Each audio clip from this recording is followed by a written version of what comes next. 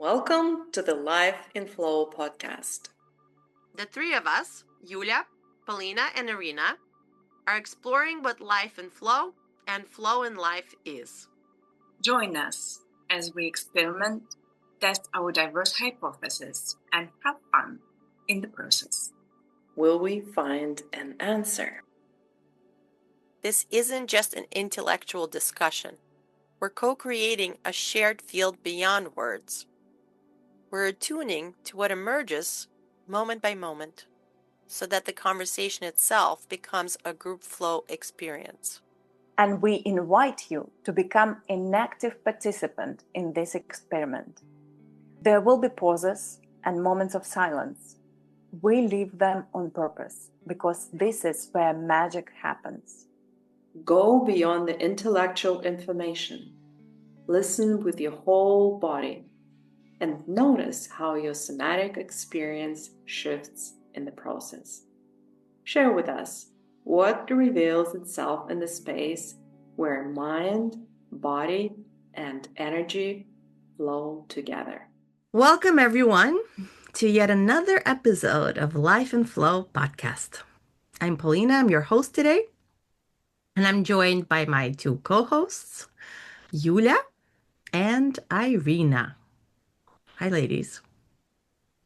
Hello. And today we are going to be exploring what makes us valuable. Ooh. What does it make you feel when I say valuable? I certainly have things that come up for me in my system when I hear that word. Just to quickly share, this topic came to me at first because I was part of a webinar where we were discussing value from an IFS perspective. And something about just the word value always makes me feel a little bit tight and constrained. And I started thinking about this concept. What is value when it comes to a human being? Like, why are we still using a word that to me feels like still has a reference point of measurement of some sort? So I looked up the word value, of course, as I usually do. And the Latin original word was valere, which meant to be strong, to be well, to be worthy. So it wasn't actually about how much something was worth. It was more about the aliveness aspect. And I really liked that. I was like, so glad that I looked up this word. So somehow along the way, I guess, that living sense of worth in terms of the word value or the original valere, or maybe I'm not pronouncing it right, it turned into a kind of like a scoreboard, right? A way to measure ourselves, to prove that we're good enough, to measure the mercantile value of something that would be sold or purchased, right? Like the value financially, but also value in terms of, there is also value in terms of meaning. But still, it feels like the way we use that word has a resonance of measurement to it in the way that we use it now. So today, instead, we're going to be talking about value, not as something that we earn, but really let's explore what happens when value becomes something we recognize. What if value isn't something we perform or achieve, but something that reveals itself when we slow down enough to notice it?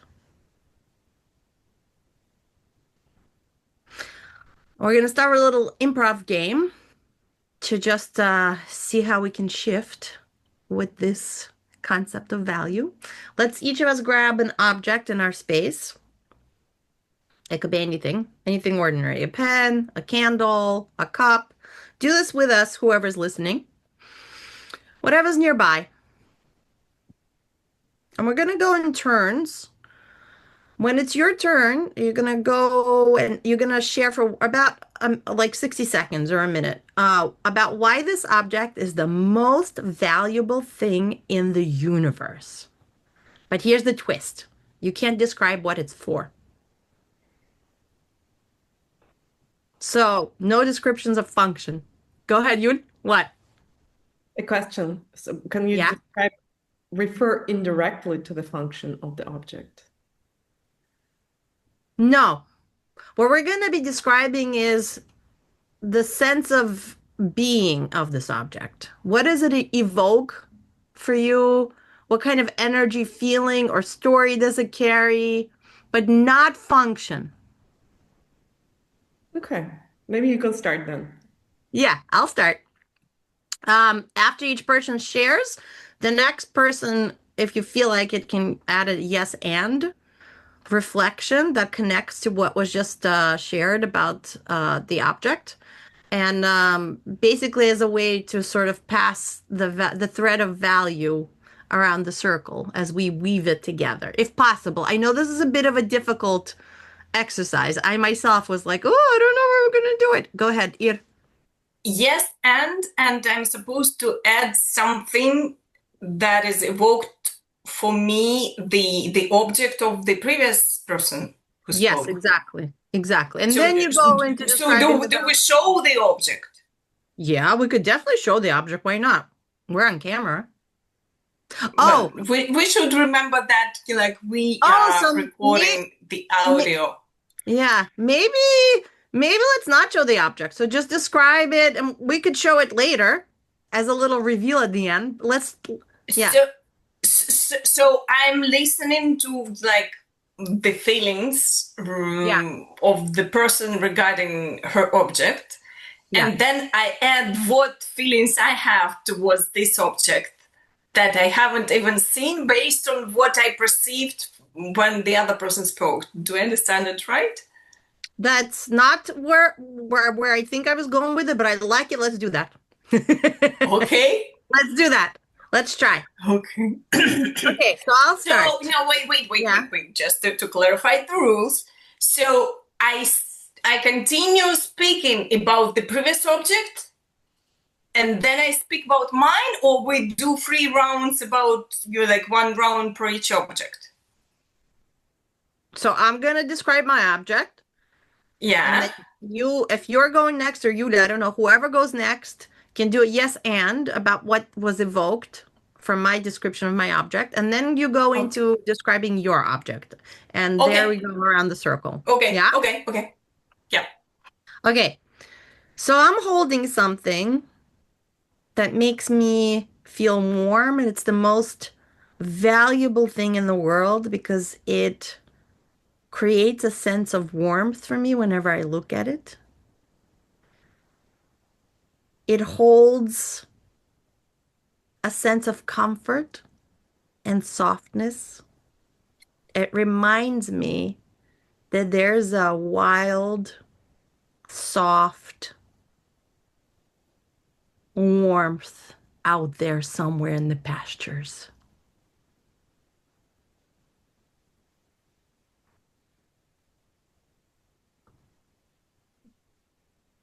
And it made me feel cozy.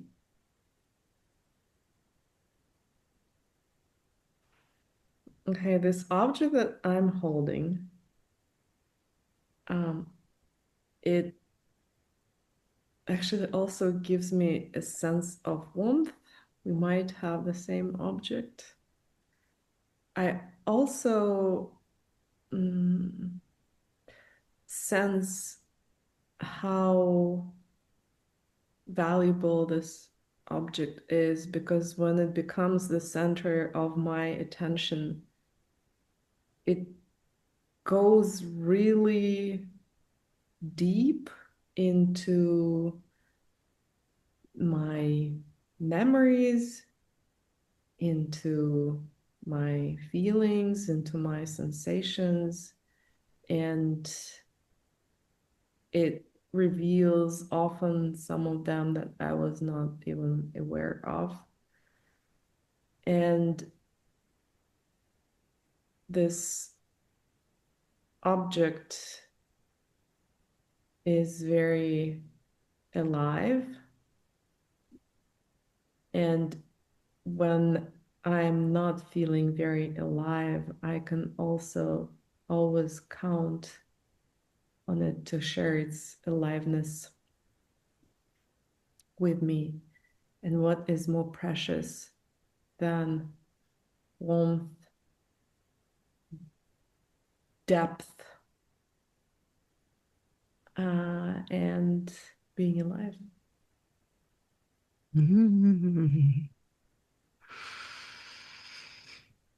Yes, and it made me think of, not even think, like feel the presence and magic. Like it created the sense of the magical object that accumulates energy and can share energy. And the object that I hold in my hands, I find it beautiful because it has elegant lines and the touch gives me the sense of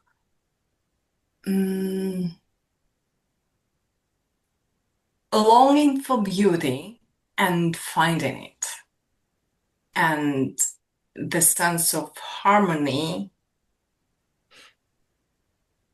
and joy of looking at something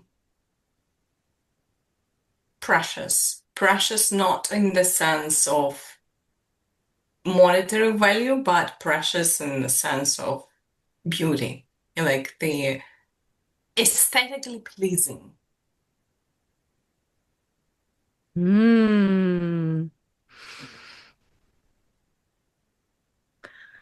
What that inspires in me is really like a sense of something smooth and beautiful because of how smooth it is.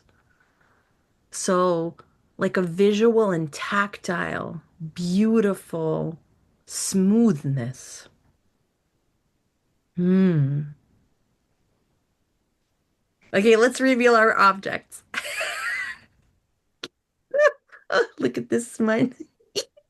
I thought it should be something fluffy. A little sheepy. I think we should share to our listeners who will listen to us. Mine is a little.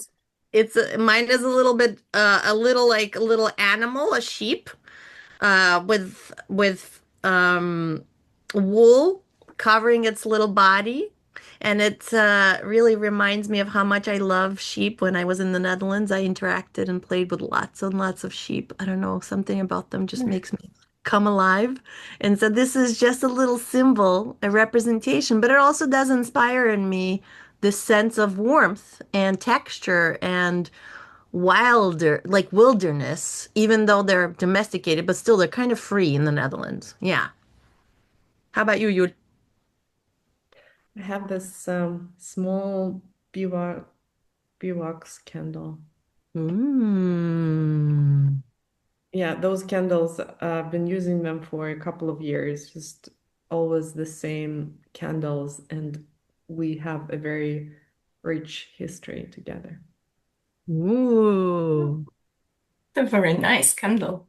Yeah. And I have a hairpin, which is it's nice per se, but it also helps me to become more beautiful. So it's the double beauty. The beauty that creates beauty. Yeah. What is the material? It's wood and the metallic. There is the metallic top, with nice ornament. I love the feel of wood, especially if it's smooth. Nice. Yeah, but also like the combination of the touch of the wood that is warmth with the very, very like intricate ornament of the metal. It's and it's like sparky. It was this the metal reflects the light, so it's more brilliant. So like this Yeah. combination makes it very And when you say warmth of the wood, elegant. is it because your energy, your heat is transferring into the wood and warming it up? No, it's the energy of the wood itself. Oh, super cool. Okay. All right. Well, so let's carry that feeling that we connected with into the rest of the conversation, that sensation. And I want to ask each one of us, when you hear the word valuable, what happens inside of you? Describe it for us.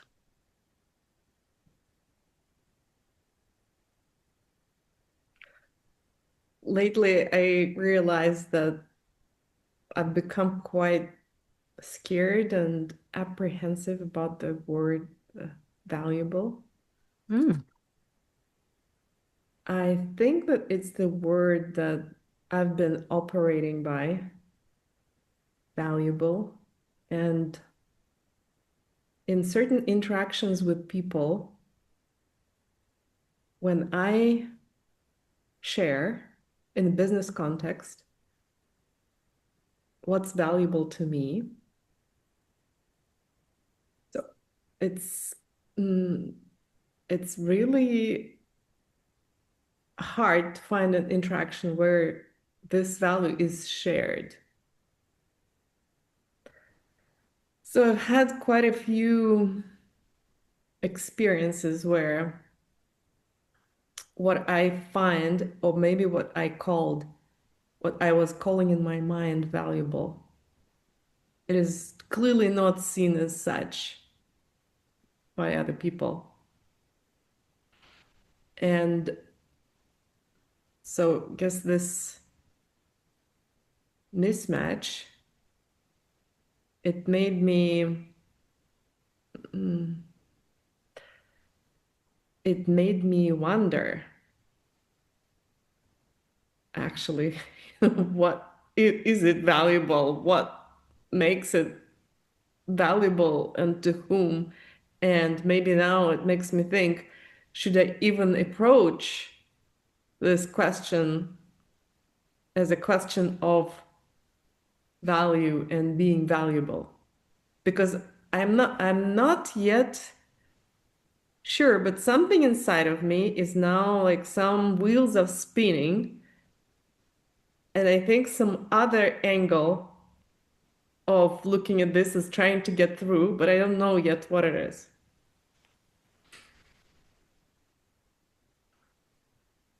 So when you feel this apprehension and when you think back to these experiences you've had where you what you think is valuable as you're sharing it doesn't seem to be resonating as value and valuable to the people that you've been sharing this with, what does that land like in your body? What is the physical sensation that you're left with?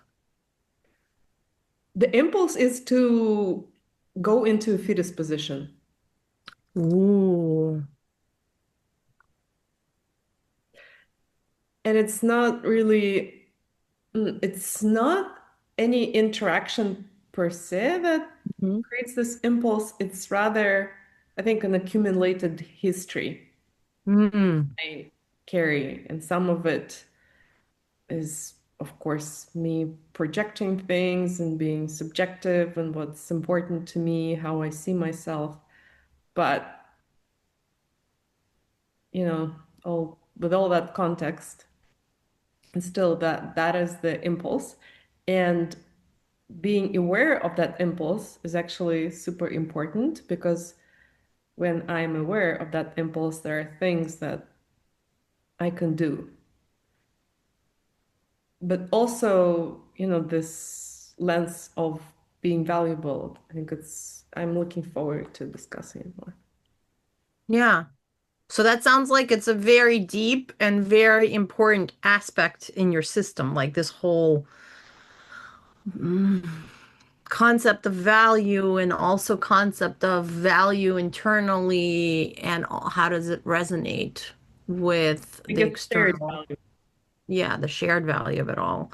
And in the heart of the physical desire to get into a fetal position, is there also like one main flavor in terms of energy or emotion? Something you can like put a tone on? What's the main tone in there in terms of like the resonance? What the feeling, the sense, the emotion?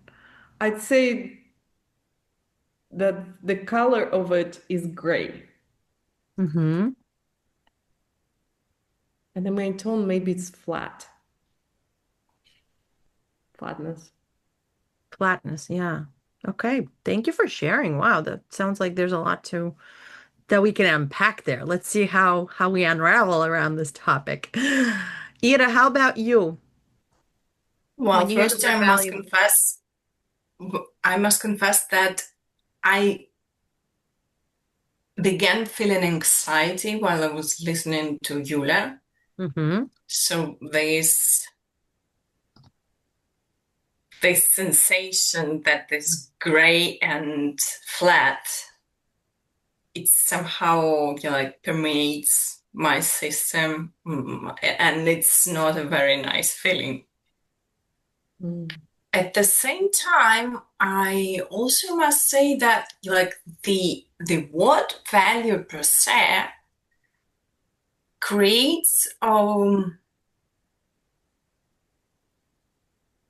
quite a contradictory experience for me, in the sense that on one hand there is this sensation of beauty, of like something precious, that like what we were sharing before, like this, like it has this feeling, has a nucleus, so like it has a center, and this center is expanding into the world, and this expansion is about the expansion of beauty. But at the same time, if I think about the concept of value as applied to myself, then the contraction comes.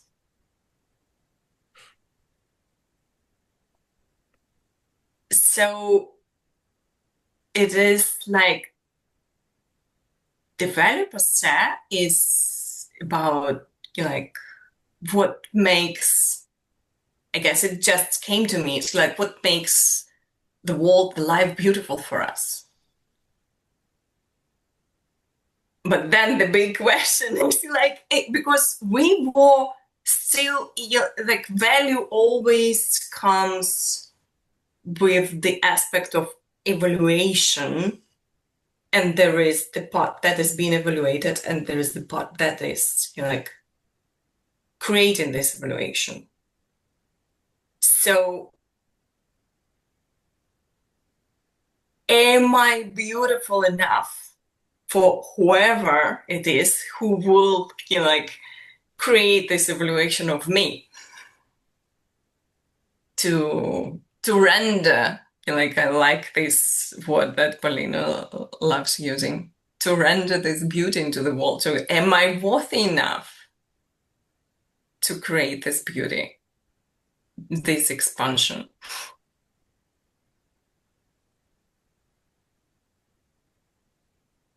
So you're going into an auxiliary word of worth when we talk about value. That's what I'm hearing. Makes sense. And um, you're also bringing something up that I was going to bring into the conversation a little bit later about the inherent value of something, and then also the interplay of the reflection of something else, and how does that interact, and how does that either add to or take away from the inherent value of this thing, the thing that happens between us as humans, right? And what's coming up? Well, I don't know. You're like the existence of the inherent value is in question for me at this moment. I mean, you're like in this reflection, there were no any inherent value per se. It's so good. There is always, like the two parts, because like this beauty that is expanding in the world, it is for someone or for something. So there is another object of that is evaluating this beauty. I'm not sure if it exists on its own And without the eyes of the beholder. but what about your own beauty as you experience it internally without the outside reflection? How do you? So there will be still, so within me, there will be still two objects, one that creates beauty and the other one that perceives this creation of beauty or does not perceive it. So in the example of your own beauty, what's creating the beauty and what's perceiving the beauty? It's actually you like the perceiver creates the beauty of the other object. Even if these are two my internal objects. So if there is no anyone who will perceive this beauty, the beauty doesn't exist. It's like if the tree falls down in the forest and there is no one in the forest, has the tree fallen down? Yes, that's true. But I actually am curious more about, you said I don't know if I'm worthy enough to create this beauty, this expansion. Am I beautiful enough for whoever? So when you are engaging with your own beauty, Yeah. what's the mechanism then? Your beauty, like your own beauty. Yeah, but it's my own beauty for someone else. But what about for you? Well, for in this case, I should create this someone else inside of me for it to be for me. So you're saying there must be someone who's evaluating or who is in awareness of your beauty in order for you to have contact with self beauty. This is how it's immersion for me at this point. Yeah, I love it. Thank you. Very interesting. Okay. I think I already shared at the top what happens for me when I hear the word valuable, but I'll just quickly bring it to the space one more time since we're talking about it. I immediately have like there's something to fight against kind of response. Like, no, I don't like this word, especially when it comes to us as humans and as expressions of consciousness. Or I really don't like the word. I immediately need to go and understand, what does the word actually mean? Where does it come from? What was it originally meant for? Which is why I go and look up the definitions. But especially when it comes to me interacting with value internally as me, as the expression of whoever it is that I am, whatever it is that I am.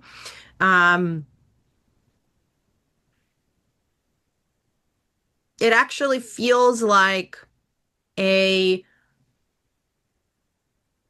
core topic, a core aspect to engage with, to discover, to explore, to figure out, to see how I connect to it, how do I resonate with it, or where do I sit with it. I don't know if that makes sense, but that's how I experience it. Are you gonna say something, you? No, not really, but as you were talking and you said core, actually, a visual that came to me was now, and it's also related to my story of it that I shared. It's as if it's actually like a shell, rather. But valuable, maybe for me, valuable is a shell that I actually want to break. I don't want the shell to be there because Mm. a lot of like the container that it creates is um, too specific somehow. I like that description because it kind of touches my description. Like it is like a shell that I don't want to be there. I don't want to be encased in this thing. Like it feels very constrictive, constrained, not in essence Mm-hmm. to describe the essence of me, of you, of us. Um, Thank you for bringing that in. So as we keep exploring, I actually have another question that always comes up for me, especially lately when it comes to this topic, which is when did you first learn that being good equaled to being valuable?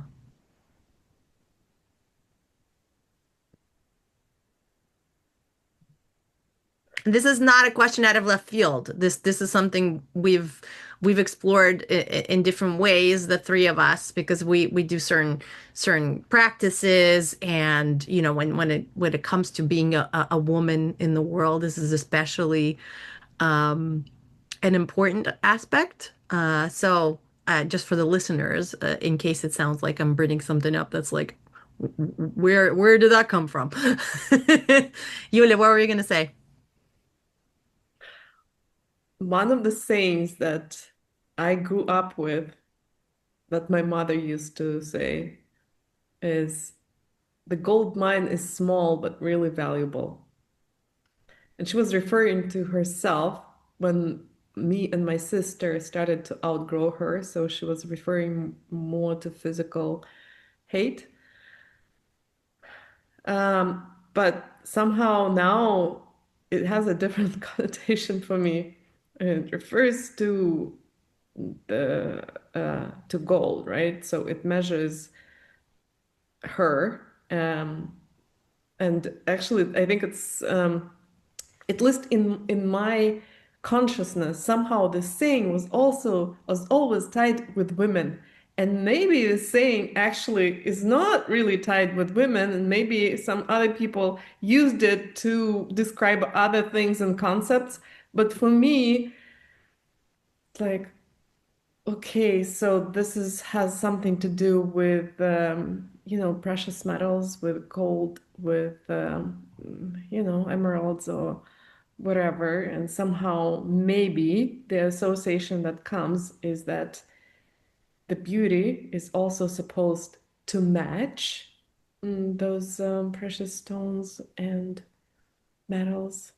I don't know, this is somehow I would trace, a lot, not a lot, but some of it that comes now to mind to this saying. So your mother was referring to herself in terms of height and referencing the value of gold, that the value of gold goes beyond height. Yeah? What was it in Russian? What was the phrase? Мал золотник да дорог. One more time? Мал золотник да дорог. Mal zолотник да дорог. But what is a zolotnik? It's a small gold mine or Oh, okay, cool. So, and how does this tie to good being, equaling to being valuable? That being good equals you're valuable. Yeah, this one actually doesn't directly tie to any behaviors, and I don't know why it came to mind, but there was something about this exchange between the three women of the family involving gold that made me think about the saying. Actually, you're bringing up a thread of like maybe it is in human nature to always look to beauty, which is what you brought up earlier. This whole aspect of beauty is what for a lot of us makes inherently something more valuable. The more beautiful it is, right? The more valuable it seems to be. Not in terms of size, like in your mom's example, Yul, but in terms of like gold, right? What do we think about when we think of gold? Shiny, precious. Um, so it could be a tiny object, but still be super valuable. Like I guess here what? there is some, it also speaks to the concentration of power, which is Mhm. how this one now factors into our discussion about being good and that equaling being valuable. But what you, Pauline, were sharing, I think refers to this inherent power that these objects have. Mm. Yeah, I could feel that actually, the inherent power. Like there's an energetic quality to it, right? There's something ominous even about it. I don't know if right now in this moment it feels like almost like ooh. Okay. Um, Ian, how about you? When did you first learn that being good also equals being valuable or something It adjacent? depends. It Yeah. depends whether you like learned consciously Hmm. or learned in the like in the sense of behavior, like the inherent learning, that's something that like is inside of me and guides my behavior and my being and how I feel about it. Because I I came into this world to fulfill the ideals and the dreams of my parents. So I was good from the moment zero of my life. And it was not behaviorally conditioned. So like no one was really like showing me by subtle signs that like if you're not good, we will not love you. Like I was loved by everyone for my whole life. But I was loved, as I realized when I was an adult already, because I was good. Or at least like this is the neural link that has been created in my psyche unconsciously, obviously, because like I was always praised for how good I was in this and that and that, and like everyone loved me. So consciously I realized that this is the case when like it was not so long time ago, maybe 10 years ago, I began realizing it. That actually it is the case that there is this link. Wait, but the way you're describing it, it sounds like you came in experiencing being loved, and you weren't given any cues as to why you're being loved, but just eventually somehow you still associated being loved to how good you were. Yeah. Because Interesting. this is the environment I grew up in. So like all the cues, all the inputs that I was receiving on that scale, we love you, you are the best.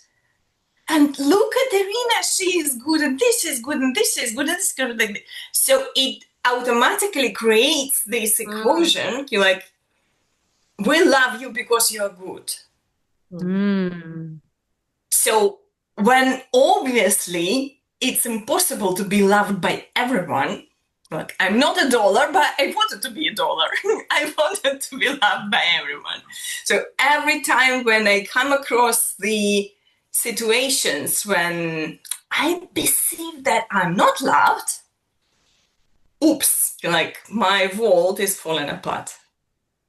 Even now, still.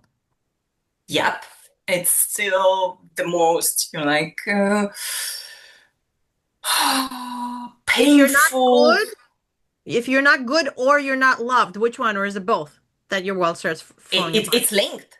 It's still linked.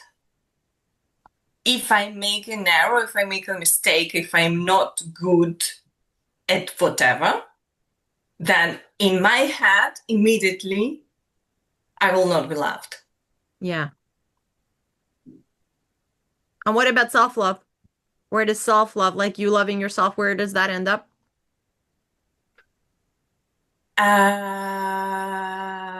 But again, love is conditioned by the concept of value. And as we discussed before, you're like, for value to exist, there should be another one to create this value. So even the self-love, as I said, you're like, there should be two of me, the one who gives value and the one who has value. Okay, but are there two of you? The value is always earned. But do you have a second you, proverbially, or however? Is there one that helps you feel self-love? Is there a part inside of you that plays that role? I can create it. I can create it. It still doesn't give the deeply integrated feeling of the inherent value. So like the inherent value is something that would not depend on the external evaluation. Because in the case of two me's inside of me, it's still the process of external evaluation. There is a part of me that receives an external evaluation from a different part of me. Okay. So does it imply, Ira, I'm curious, does it imply that there is like some conflict or tension, or at least constant potential for conflict and tension if they're always... Yes. Mm-hmm. Because there is always a potential that I will not be good enough. Mm-hmm. And hence I will not be loved. And it's always in my head. It's not that the world demonstrates me. Like, the world is what it is. You're like, someone loves me. Still, the majority of people in my environment still love me. So I'm still loved by everyone. But in my head, I'm always in this conflict and in this tension that I will not be good, and hence I will not be loved by someone I imagine in my head. Mm-hmm. So that it's kind of like something that can be withdrawn from you at any moment. Yep. Mm. It's even not something that can be withdrawn from me. It's something that I constantly need to earn. Mm. Mm.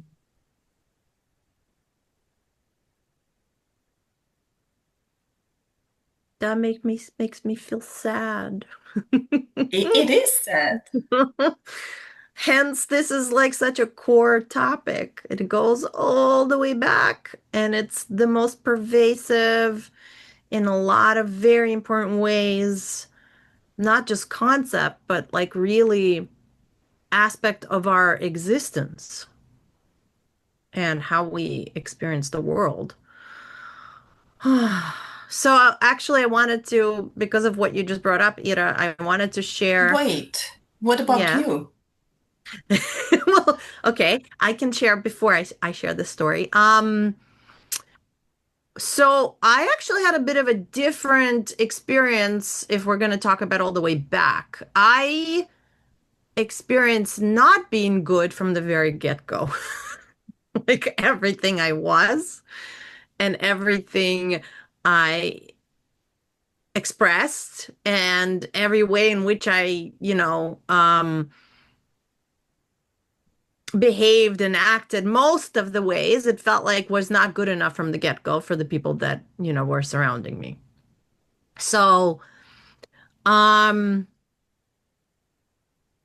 spent majority of my time in the beginning just pushing against all of them and their opinions of me and still like exploring the way I wanted to explore. And then eventually realized that if I figure out how to play the game of being good, which to me was a game, then I can get access to more safety and stability and more like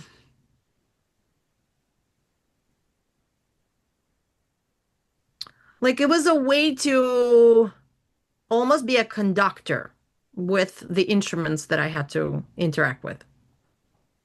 So being good, meant that there was a way to have a little bit of more predictability or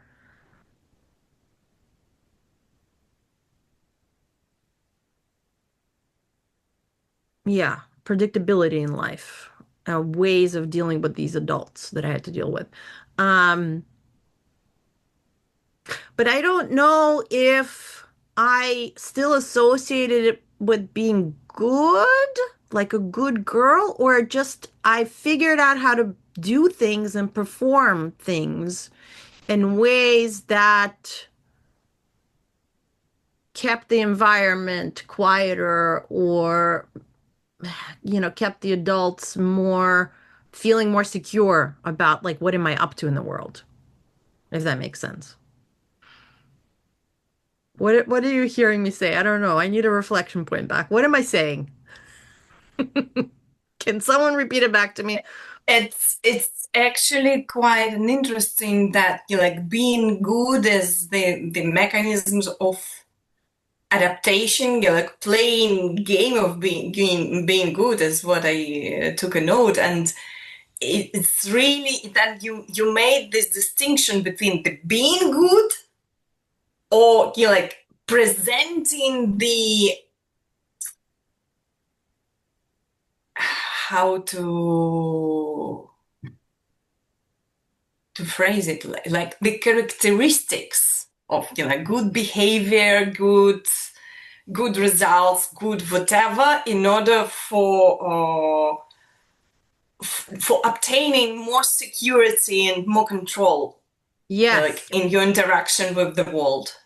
Exactly. And so this goes back to the my original point of why the word value gets me so triggered, because I wanted to be allowed to just be fucking me.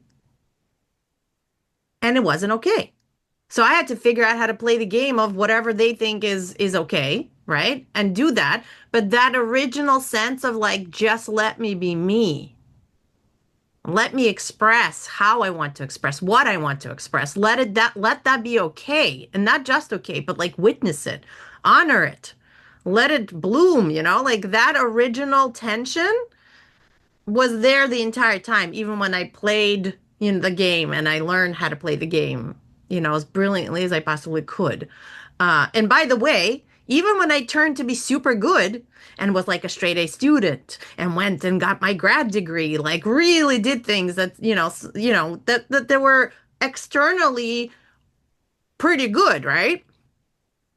But somehow in my family unit, none of it really registered as something like super cool or amazing. It was just like, yeah, yeah, you did that. Yeah, okay, whatever. Like it still didn't get me to that sense of like, oh, I'm good, So regardless, it was like a lose-lose. It was just, okay, in playing the game, I guess I was able to build up some education credentials and get some like cool jobs on my resume, like cool according to society, not necessarily that initial me, who I wanted to be. And still I'm left with this sense of I want to rebel against this whole fucking thing.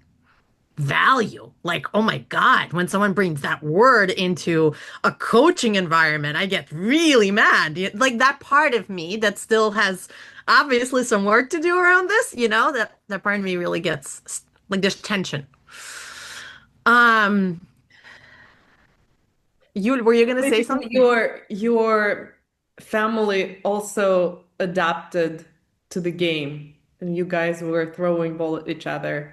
Like, let me now adapt this way and get this degree and do something that no one expects of me. And it's like, she's doing that. Let us pretend that it's fine, nothing special. So it's kind of like an interesting spiraling Yeah, I don't action. know. That's an interesting point. I'm not sure if they were also playing the game. It feels like maybe they just weren't really connected to the game in a very conscious way. So maybe that's why there wasn't like a recognition. There was a little bit of recognition, but it didn't feel like, oh, like I really won this game, kind of recognition. If that makes sense. Mm-hmm. Yeah, but people play games without realizing they're playing games all the time. That's true. That's true. That's true. Yeah, and then there is this question, of course, what is really value for each of us, even within the family, because these things are rarely discussed. And Hmm. so, um,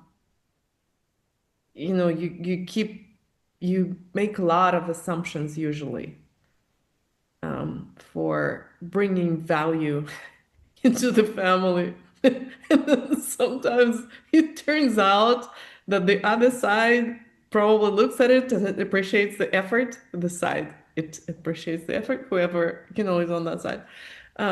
But actually, the thinking is like, is she crazy or what?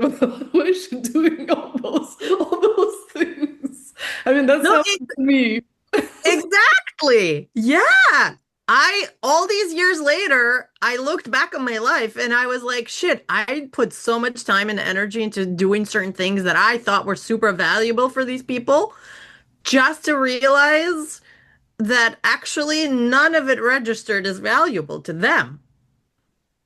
So that also makes you really question, wait, what is value? Like what is value? What is internal value? How is it connected to that inherent type of value, like the sense of self, but then also value in terms of what makes you feel alive, what matters, right?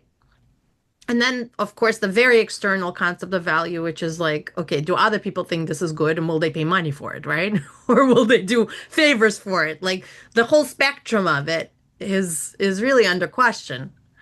Uh, here's what's coming up for you. Um,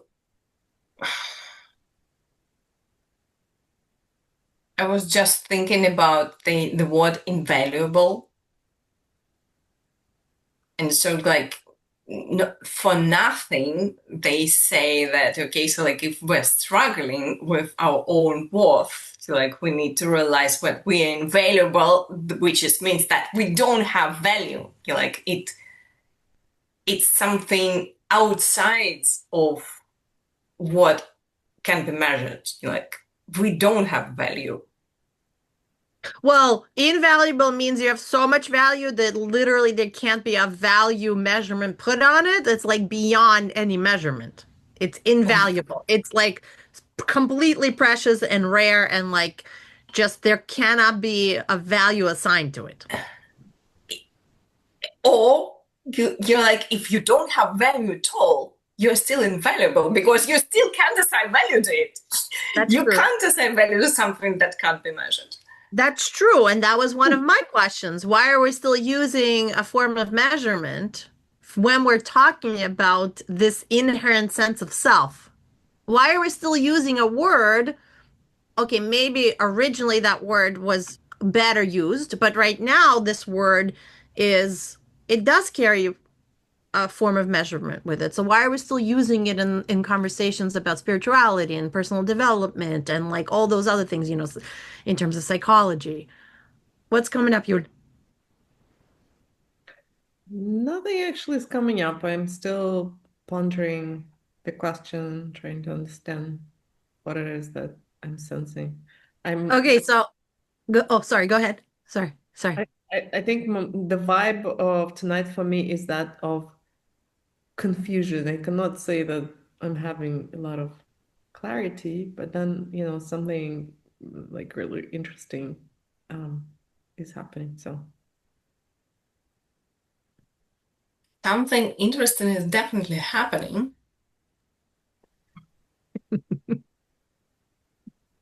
Does someone want to describe what this interesting thing that's happening is so that we can all we're still processing it. We don't know it's still happening. How can we describe it?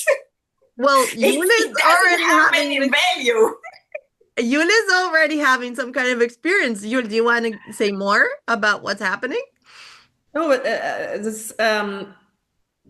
well, the different points that I mentioned in my life, and then the points that you mentioned, the way that the concept of value was experienced by you in childhood. I think just these things somehow are coming together, and maybe I'm seeing like a thread that's a pattern that's now still with me, and that is super interesting just to become aware of it. And I think it's whatever I said about the shell cracking, I think it's pretty good now for cracking a shell.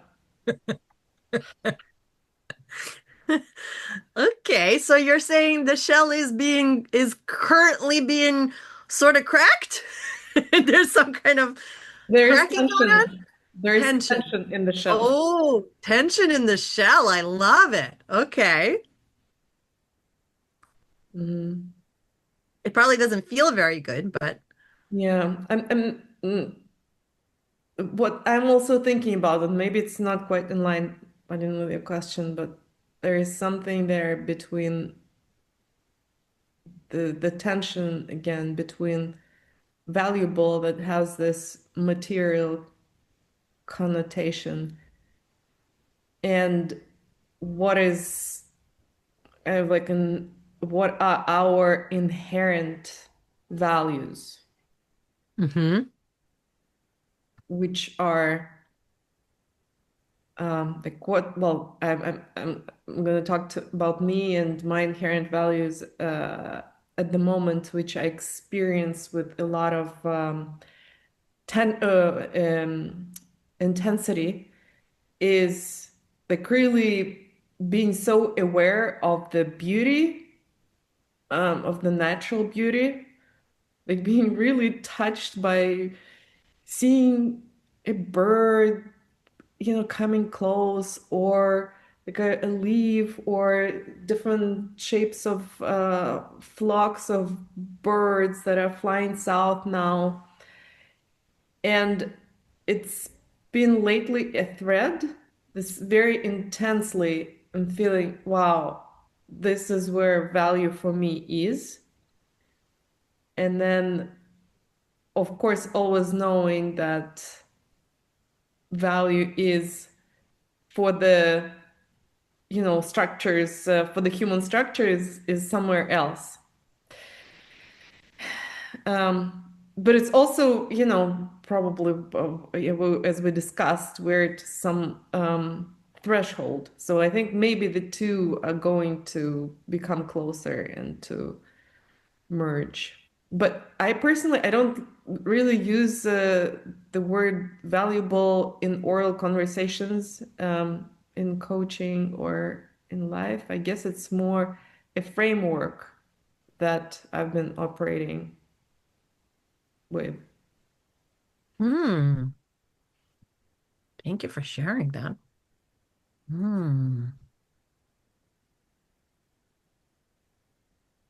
I also interrupted you earlier. What were you going to say? I didn't notice that you interrupted me, so I don't know what I was going to say. Wait, I want to share the story that you shared with us real quick, because it's really on topic, and I really liked when I read it. I really reflected on it, and maybe it could give us a little bit more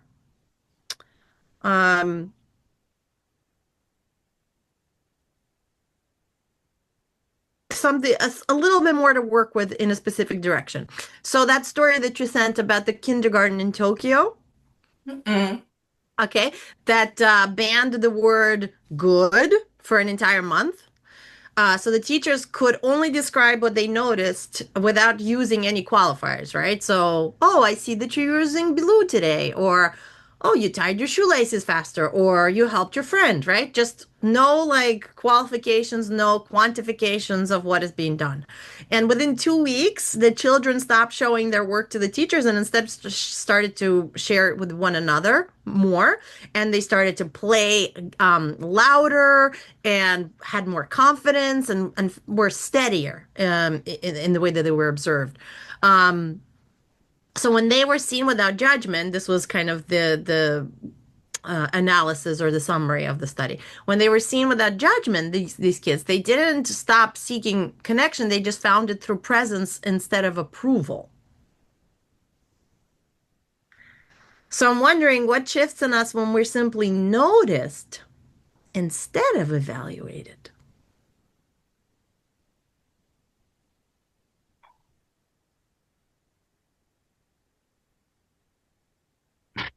Well, I don't know if it happened to us now, like at our age, that the shift would be made that easiest for the kids because they're still, forming their links in their psyche, and we have them already formed.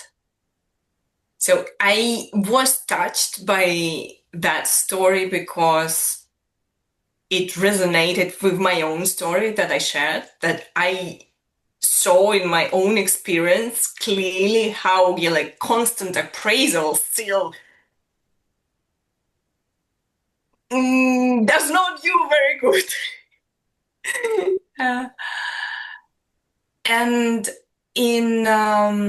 I also, it made me reminded me that, for example, in creative thinking sessions, when there is we enter the phase of the divergent thinking, so there is this rule of suspending judgment, which means like when we set the rules for the interaction between the people, it's not just prohibited to critique the ideas of the other. We do not render any evaluation. So you don't say it's bad, but you don't say it's good either. And it's for the same reason. So like to eliminate any like the connection between the value and the possibilities that the idea or the object or the project or whatever may have.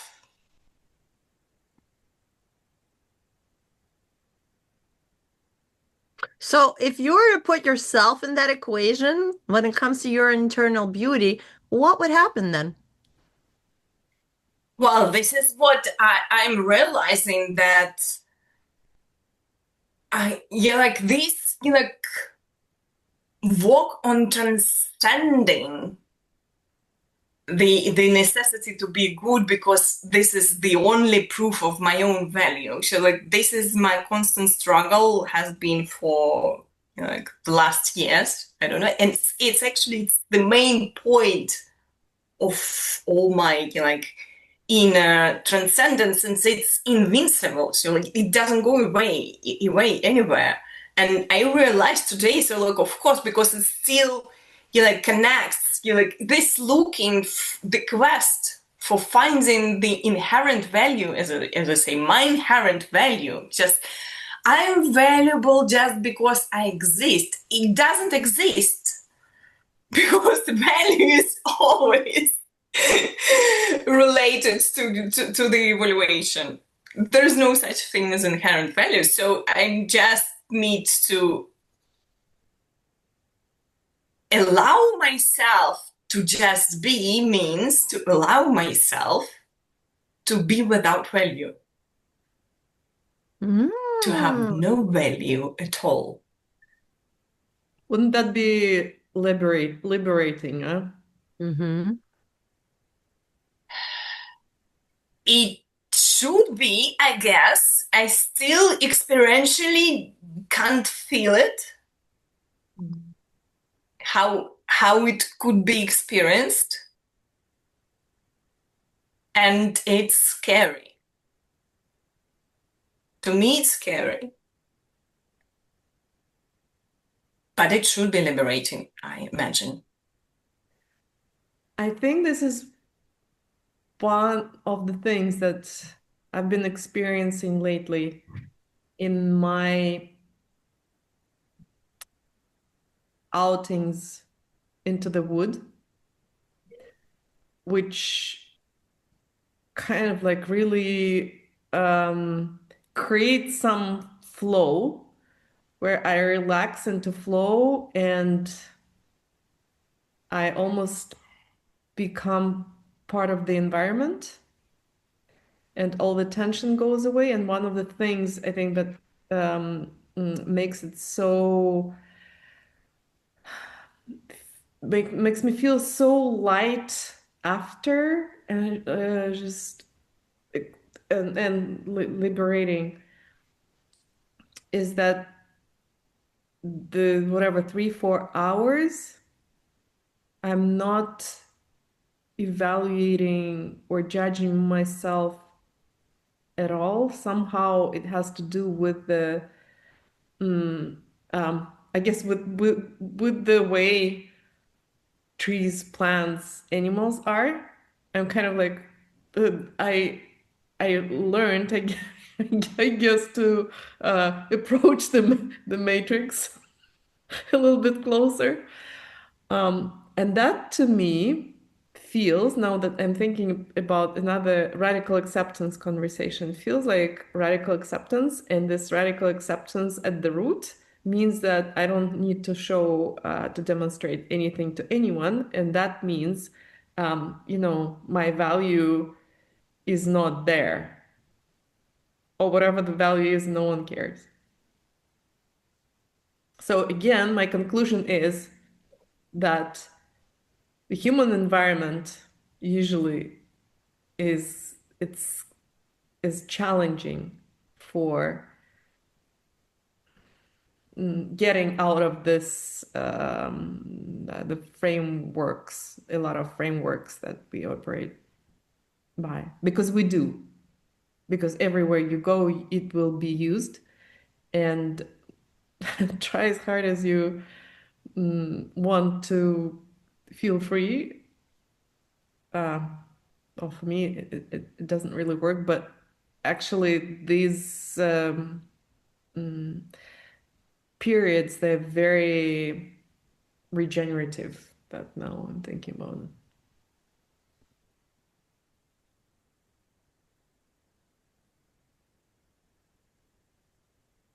It made me think that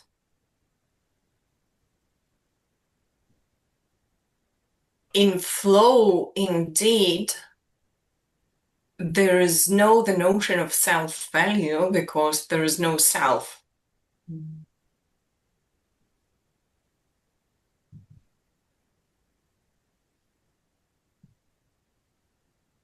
So it's just about getting rid of the self. Hey, self, go away. Well, I would say not so much of getting rid of it, but like getting it in line with whatever you're flowing with. Well, to me, it sounds like we're talking about what is the experience of self. The experience of self, the way it's expressed, the way it is felt, the way it is registered in the field, whether with the elements or with other humans or other beings. But also, for me, when I interacted with the question of what shifts when we're simply noticed instead of evaluated,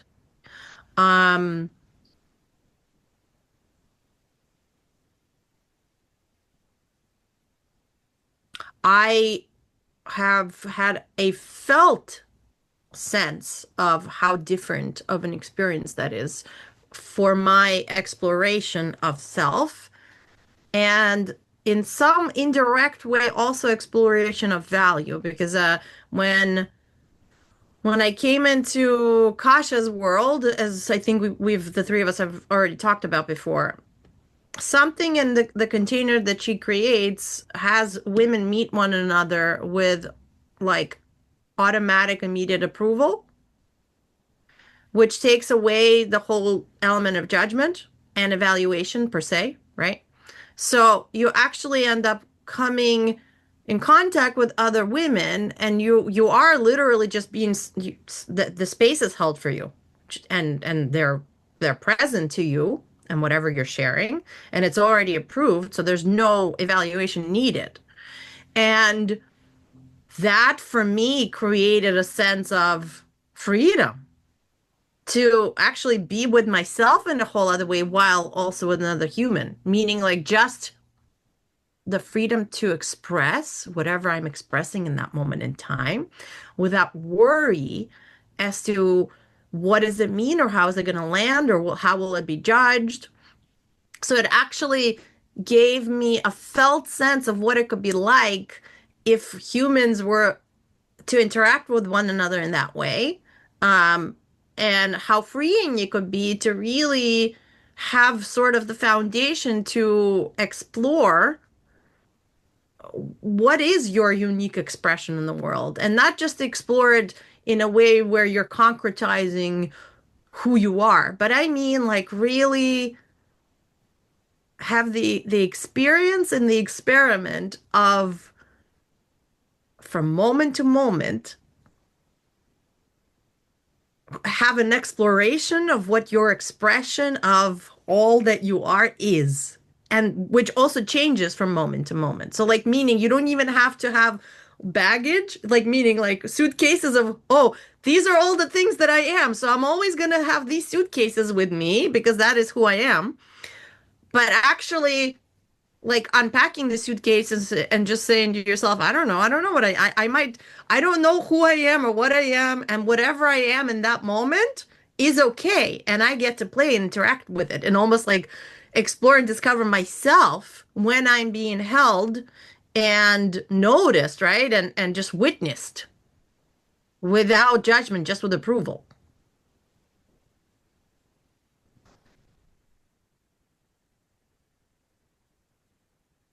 But approval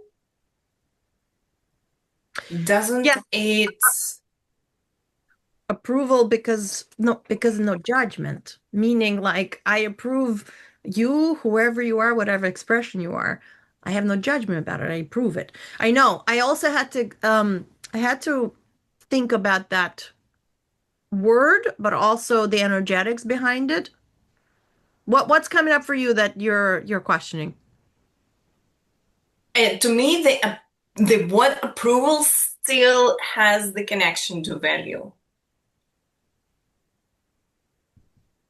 Well, but approving of whatever you are and whoever you are, no matter what, that means there is no value because I'm not going to make a judgment about when there is no value, it doesn't require any approval. Okay, so maybe it's actually the inherent value. I'm approving of the fact that you are inherently valuable in your expression. Yeah, but like, as I already expressed today, now I'm really questioning if such thing as the inherent value exists. I understand what you are describing. I think the felt sense you're describing, but I still have like I feel the dissonance with the word approval. Yes, I can understand that. And then for you've had a different journey, but for my journey, the experience of something I have not experienced, which is I haven't experienced approval and acceptance, right, in my lifetime. So this was the first time some strangers. Yeah, I understand. Some strangers gave me the opposite sense. So like I was able to engage with what is it? What is an opposite experience to constantly living with judgment and disapproval, right? Which was like kind of the flavor of my lifetime, majority of the time. So this experience gave me the opposite, which helps the neural network and also your nervous system. It learns better by experiencing the opposite before you end up somewhere in the middle. So of course, this is on a spectrum, and this is on my own journey. But for me, this was really important. For someone, I can imagine, right? Yeah, and just give me just witness me as I am exploring and experiencing myself without me worrying about what is it going to look like to you? What are you going to think about it? Like just for it's actually almost like the ability to be you with another human without worrying about their humanity in the equation. That's an interesting one. This sounds like shamanism. Does it? How? Well, because at least the definition of shamanism that I heard is about removing the social, component and the social conditioning. So what shamans do, they travel to their, let's say, animal unconditioned selves. So it's not what you're describing, but the wording was kind of similar. I think. That like it's I think that there is still a lot of conditioning involved. It's just maybe less than usually, because I imagine if someone were to share, oh look, I killed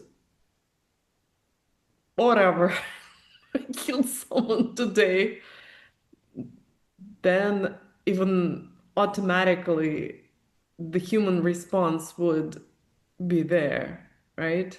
So I guess it's like a shared agreement that to a certain extent tolerates,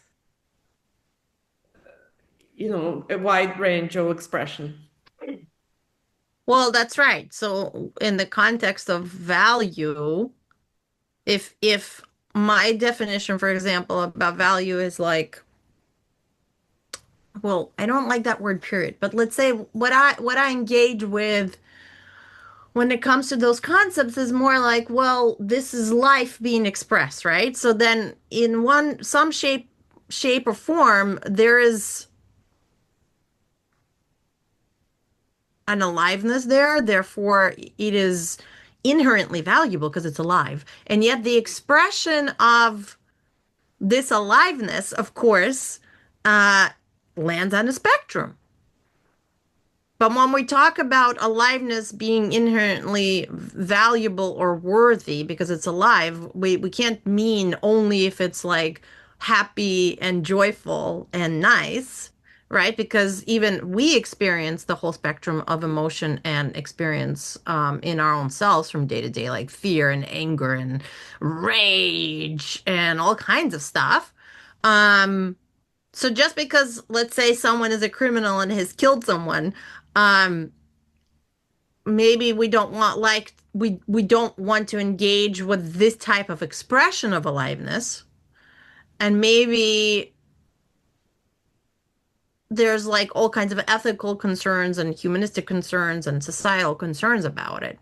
But does that behavior take away from the inherent aliveness of that being? And then do we think about like why are they expressing their aliveness in this way? Or is there something getting in the way?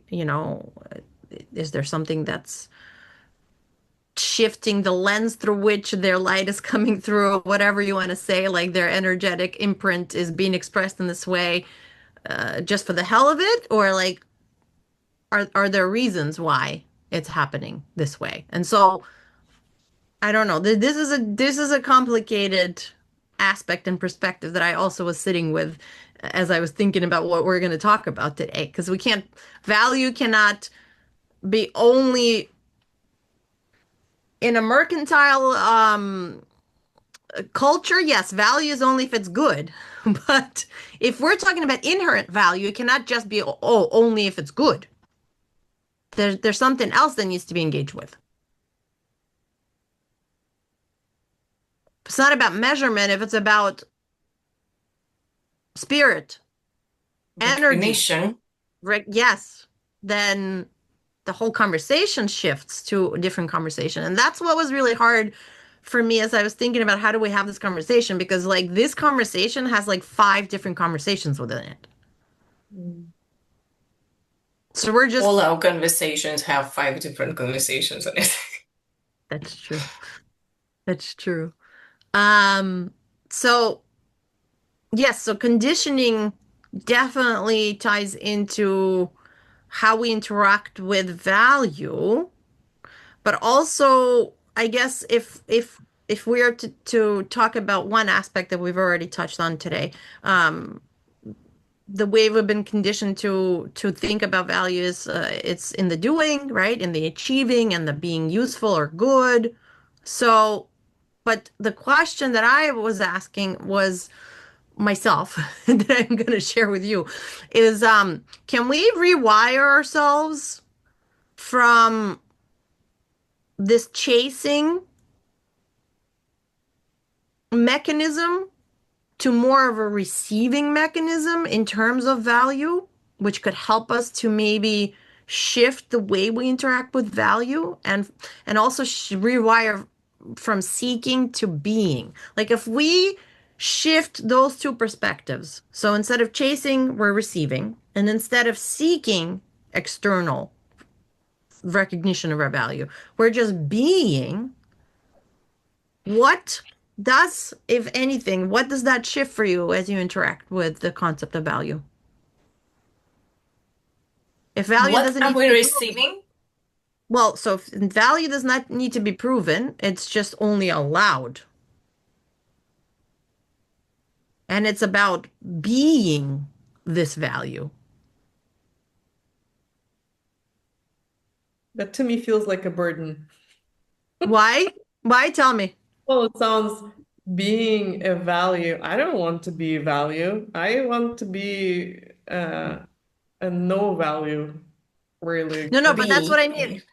That value just means you are being you, not that you're being valuable. Not so if we shift the concept of value to value just means that you are you. You are being you. I am, therefore I am valuable. I am all for reframing, but I feel that if we want to shift from all the tension that our concept of value had created for us, I would just move away from the concept of value completely. This is what just Yulia has said. Yes, I would love to move away from value Let's move completely. away from value. Where do we go?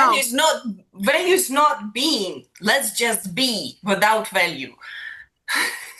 So be without value. That is what you propose. Yeah. How does that sound for you? How does that land for you, Yul?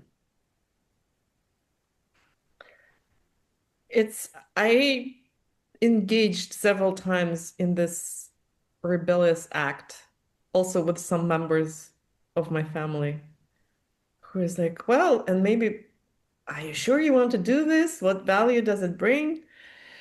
And yeah, I think it's better not to play this game of value if you want to change the framework and get out of the value. So what maybe we could instead see how we could shift our worldview somehow to not play in this field. Because if, I'm kind of accused that this is not perceived as value for the family, then I need to justify myself. But I better say that, I'm out of here. I'm out of this framework. And I don't yet have an alternative framework. I think a few times I improvise saying something, but it's not something that has stuck with me.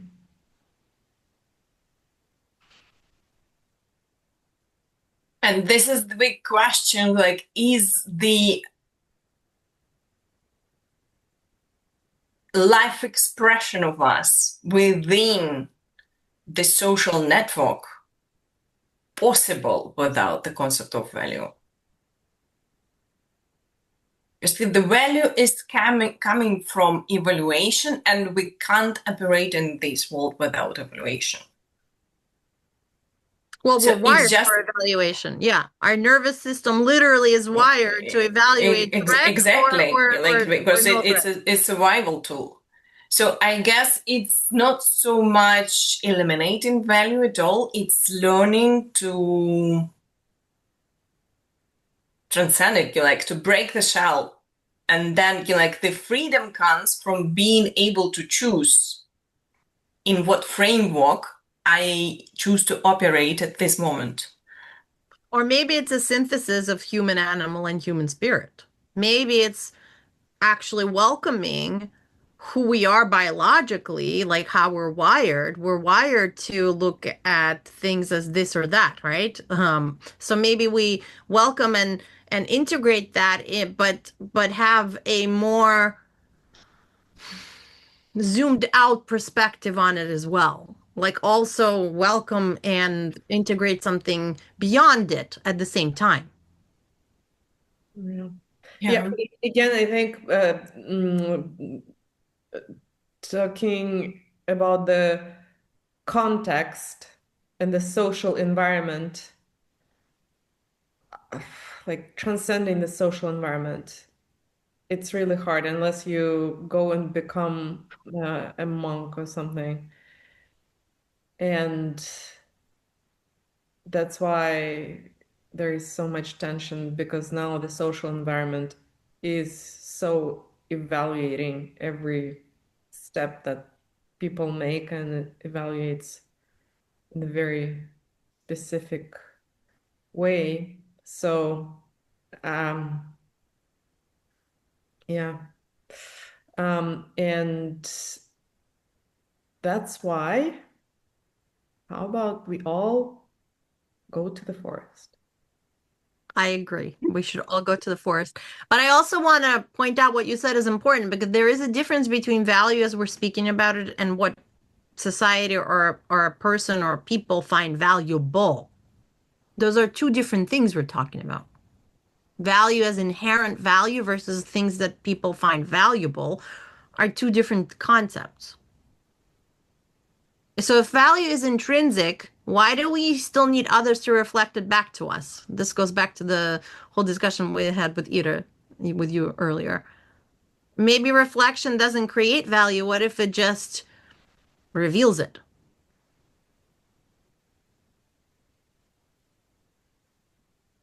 That is an interesting thought.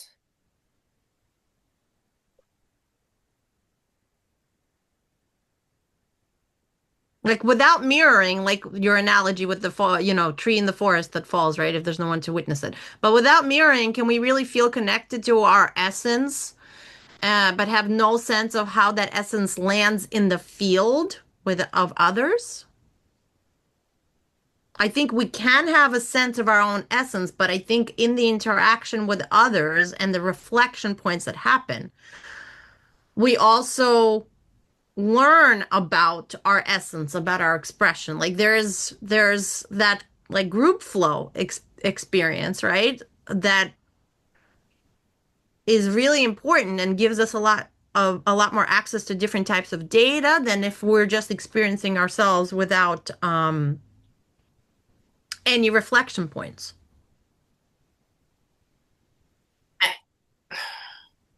I like the notion of revelation, like that the interaction with the other reveals me. It reveals something of me, some part of my essence. I still want to remove the word value from the equation, because otherwise, well, it's not just, I'm not saying it's impossible. And in certain sense, this path is inevitable sooner or later, but it's not that easy. It requires getting out of this, breaking out of this shell of conditioning that my self-worth is equal to how I'm seen by the others. it requires the descendants into the darkness. So breaking free from the value requires learning to be without value first. By the way, I may seem like I'm in the camp of people that are still holding on to these terms, but I certainly am not. I'm just trying to create an even field as we are exploring something that's quite complicated. But I am also for, like, can we just get rid of value and self-worth, because they do seem in a way to actually create shells rather than help us to really expand into our being. And yet again, because it's such a big and core topic, and and we don't even have new words, we might have to create new words for some of these things. I still want to have this conversation from the perspective of can it be a yes and?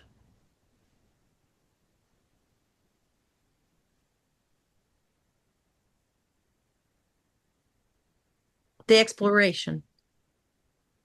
Yeah, I'm definitely for yes and, because now maybe it's time to conclude now.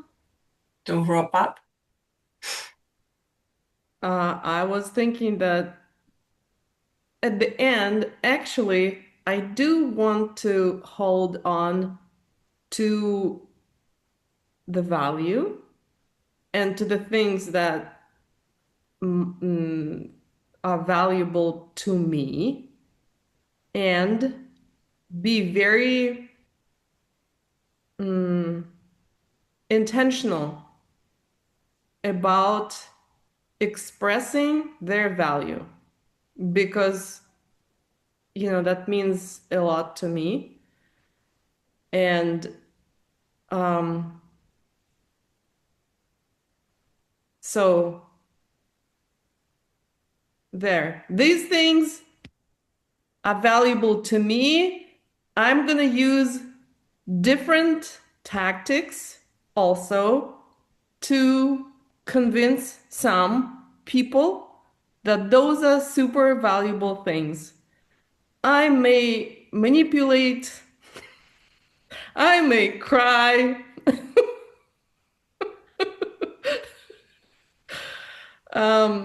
Yes, you can expect anything from me. I love it. That comes Thanks for across heads up. loud and clear. Yeah, loud and clear. Okay. Ira, what would you like to share as we wrap up?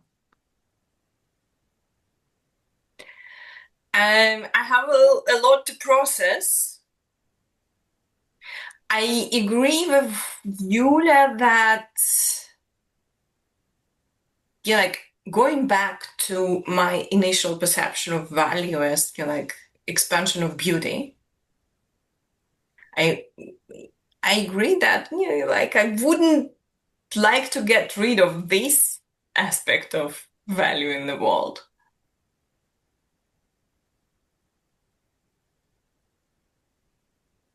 But this one thing I have clear for myself, at least from this conversation, that there is no such thing as inherent value. And hence, I just need to forget to look for my inherent value and just learn to be without value. Full stop. Okay. So we've got learn to be without value from Ira. We've got I will manipulate and cry them into submission so they can accept the things I think are valuable are really truly valuable. That's what we have from Yulia. And I would like to maybe sum up by saying that maybe the real question is not whether, like, do I have value, but maybe what is value when I stop measuring it? Maybe value lives where presence and reflection meet. that's where the revealing aspect of it would fall, where we're in touch with our essence and the relationship with the world and other beings.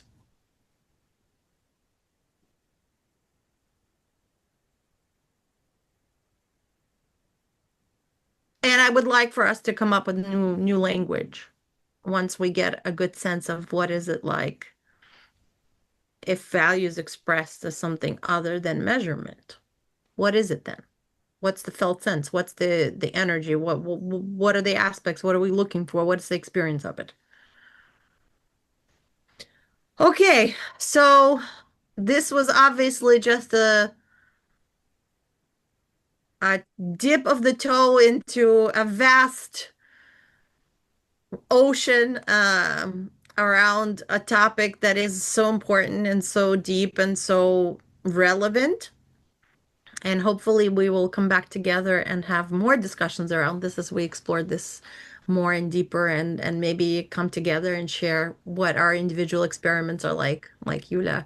Maybe you could share with us when you've converted some people, and Ida can share with us what's happened when she's lived without value. Like what has that life turned out like? And anyone listening, please share with us what came up for you. Where do you stand on this topic? Maybe share something that could be an interesting reflection point for all of us. We'd love to hear from you. And for now, we wish you farewell. Adieu. We'll talk to you in the next episode. Thank you so much. Bye. Thank you. Thanks for listening. How was it for you? We believe that the more people experience group flow together, the better off we all are. More connected, more creative, more alive. So let's expand the field. If this episode resonated with you, help us spread the word. Share it with a friend, leave a comment, or give us a rating. We love you. Do subscribe so you'll know when the next experiment comes out. You can also connect with us on our Life and Flow group Substack. We'd love to hear from you. Let's keep flowing together.